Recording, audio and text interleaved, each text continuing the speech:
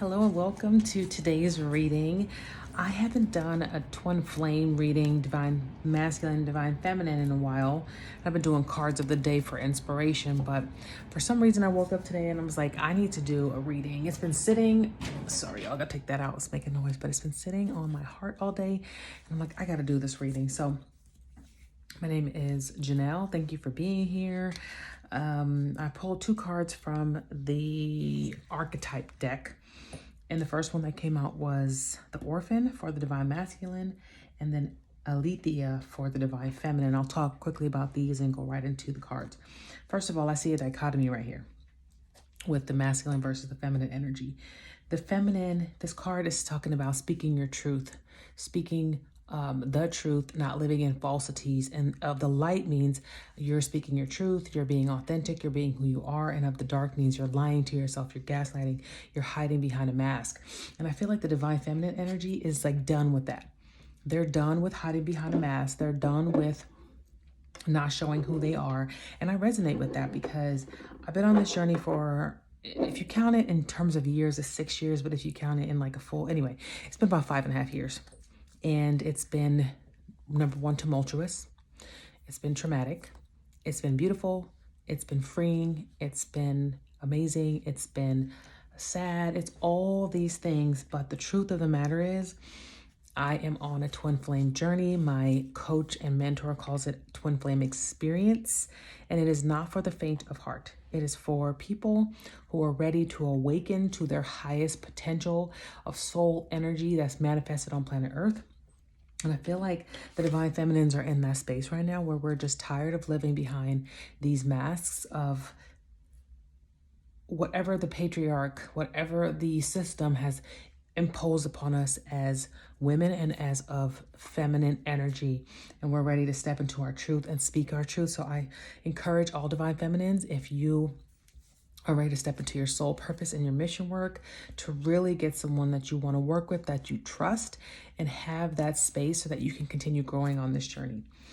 And the opposite sort of happening for the divine masculine, and the energy I'm feeling from this is that collectively the divine masculine is feeling orphaned from, number one, divine feminine, and number two, from their soul family here on earth. So that's either biological family, ex-partners, friends, jobs.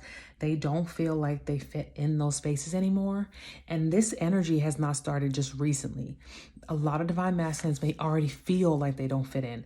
Like maybe even their childhood, they didn't fit in. Like they've always felt different.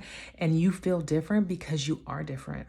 You are not meant to be stuck doing the same thing, having the same experience. You're meant to grow and expand and to help other divine masculines and feminines on their journey of growth. So I feel like the divine masculine, and this could apply to your inner masculine, okay, feels orphaned from their reality, from their tribe, their current tribe. And it's time for them to get a new one.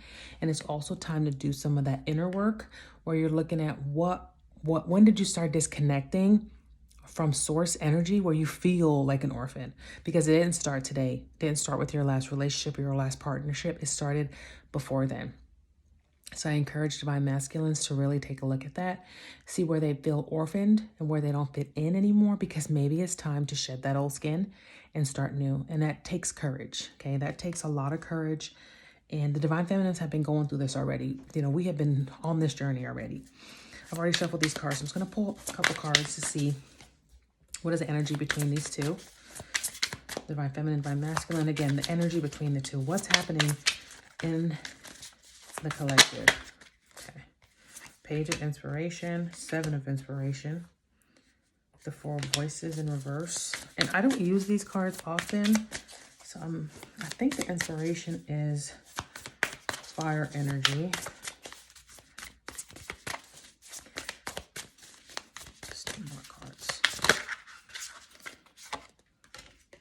That's the Queen of Voices in reverse and the 9 of Inspiration. So, and the Sun in reverse. So again, the divine feminine's in her own space of feeling like she needs to step into her queen energy and might be feeling a little stuck in her head of like, how am I supposed to do that? How is this supposed to work out for me?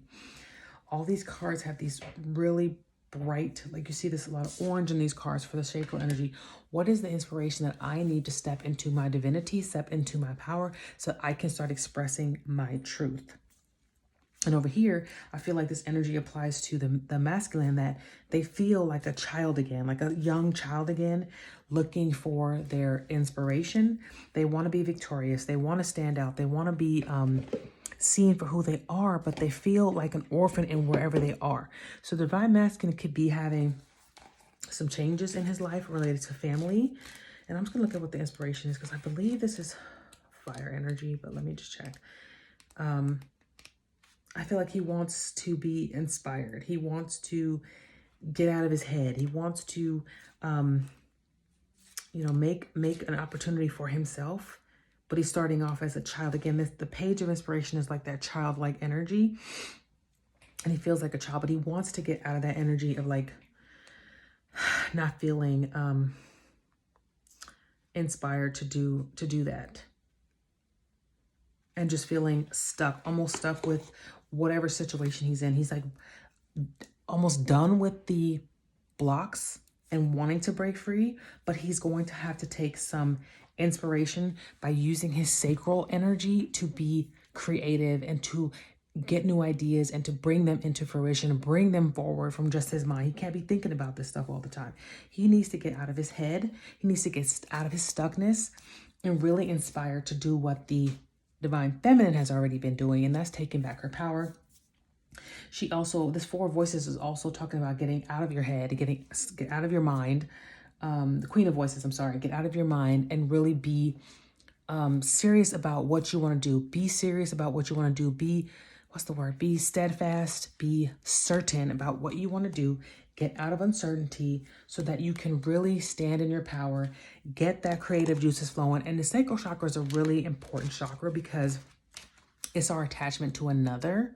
So oftentimes if your sacral chakra is too active, you're using it inappropriately. Sometimes it can make you really, really highly sexual. I'm not gonna say the word, but you can also take that energy to create and be creative. Okay.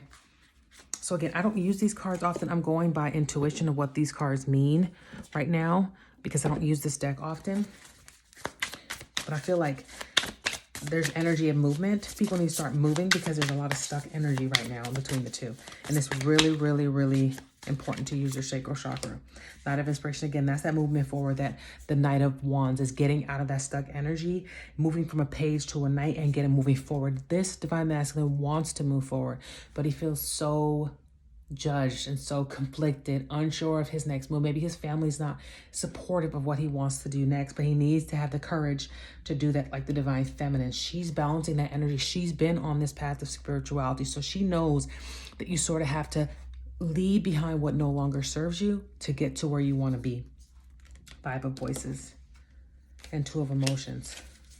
So the Two of Cups, again, love is on the back burner for these two. And I feel that love is on the back burner because right now it's time, this year is time to step into the self energy, to be focused on what you want to commit to, what you want to create, what you want to produce, because there's going to be a lot of shakeups in the alignments of the solar system.